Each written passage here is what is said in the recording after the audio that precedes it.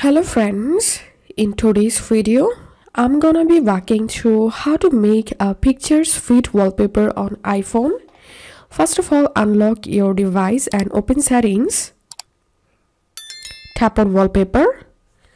Tap on choose a new wallpaper and select the photo. Now pinch and expand your fingers to zoom in or out on the image and position it where you want to place it on the screen. If you are having trouble including the edge of the photo, it's because perspective zoom is turned on. So the iPhone needs to zoom in on the photo, leaving a bit extra of the photo outside the edge to enable the perspective effect.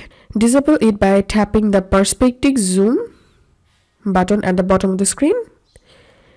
And now tap on Set. Choose if you want to save it as your lock screen or home screen or both. That's how you can fit a picture for wallpaper in iPhone. If this video helped you, give a thumbs up and please consider subscribe to 5 Minute Solution. Thank you for watching.